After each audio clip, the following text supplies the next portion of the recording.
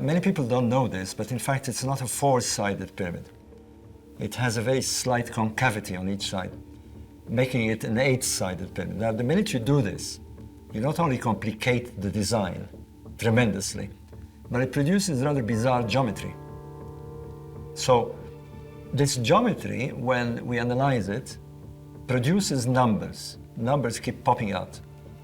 Numbers that shouldn't be there. Things like universal constants. Constant, that has been known for over 100 years. The phi constant, the golden ratio, but we have now strange numbers like Euler's number coming up in the design. Could this geometry produce a message? The Great Pyramid is situated within a whisker of latitude 30.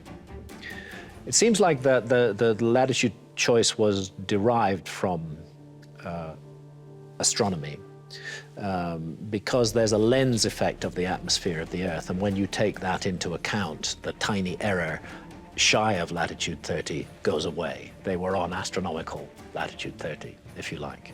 Seems like a very deliberate choice because it's not a random latitude. It's 1/3 of the way between the equator and the North Pole. This is just one of the many ways, I feel, in which the Great Pyramid deliberately and purposively speaks to our planet. The next way it does that is that it is aligned. If you take upon yourself the project of building a pyramid and aligning it to true north, south, east, and west, you wouldn't make any error at all. There is an error in the Great Pyramid. It's tiny. It's 3/60ths of a single degree off true north. This is almost eerie precision because the scale of the monument is so huge. This thing is 481 feet high. It has a footprint of 13, slightly more than 13 acres. It weighs 6 million tons. It consists of 2.5 million individual blocks of stone. You're taking that whole gigantic mountain of stone and you are aligning it within just 3/60ths of a single degree of true north. We're not talking about magnetic north, which varies. We're talking about astronomical north, the true north of this planet. It's a very remarkable thing, and that's the north of this planet. Once again, the Great Pyramid is speaking to the Earth. Could the pyramid be revealing something else about our planet? Then you find something else as you go deeper. Start measuring the Great Pyramid. Measure it very, very, very precisely. Measure its base perimeter, and then measure its height, and scale those numbers up.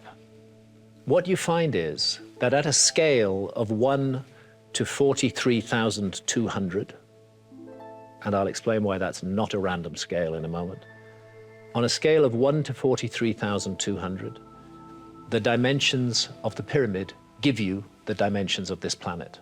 In other words, if you measure the base perimeter of the Great Pyramid and multiply it by 43,200, you get the equatorial circumference of the Earth.